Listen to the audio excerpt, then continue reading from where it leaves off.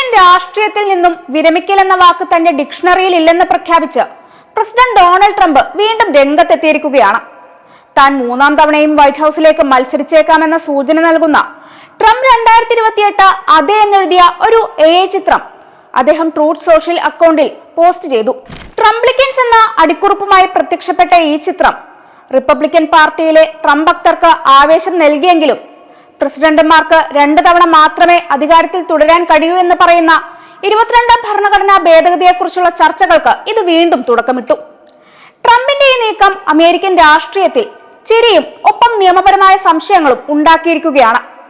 ഓഫീസിലെ മേശപ്പുറത്ത് ട്രംപ് 2028 എന്നെഴുതിയ തൊപ്പികൾ വെച്ചും ഡെമോക്രാറ്റിക് നേതാക്കളെ ട്രോളിംഗിന് വിധേയമാക്കിയും അദ്ദേഹം ഈ വിഷയം ഇടക്ക് കത്തിച്ചു നിർത്തിയിരുന്നു. ഹൗസ് സ്പീക്കർ മൈക്ക് ജോൺസനെ പോലുള്ള റിപ്പബ്ലിക്കൻ നേതാക്കൾ ഉടൻ തന്നെ ട്രംപിനെ നിയമപരമായ പരിധി ഓർമ്മിപ്പിച്ചു. ട്രംപ് തമാശ പറയുന്നതാണ് എന്നാണ് ജോൺസൺ ഇതിനെക്കുറിച്ച് അഭിപ്രായപ്പെട്ടത്. എന്നാൽ ട്രംപ് പിന്നീട് എനിക്ക് മത്സരിക്കാൻ അനുവാദമില്ല, അത് വളരെ മോശമാണ് എന്ന് സമ്മതിച്ചതായും റിപ്പോർട്ടുകളുണ്ട്.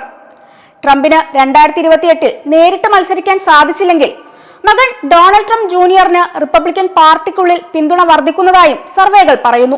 ഇതിലൂടെ ട്രംപ് ഒരു കാര്യം ഉറപ്പിച്ചു: ട്രംപ് കുടുംബഭരണം 2028 തുടരും. അത് അച്ഛനല്ലെങ്കിൽ മകൻ. എന്തായാലും ട്രംപിന്റെ ഈ ഒരു പോസ്റ്റ് കാരണം 2028 വരെ അമേരിക്കൻ രാഷ്ട്രീയ നിരീക്ഷകർക്ക് ഉറക്കമില്ലാത്ത രാത്രികൾ ഉണ്ടാകുമെന്ന കാര്യത്തിൽ ഒരു സംശയവുമില്ല.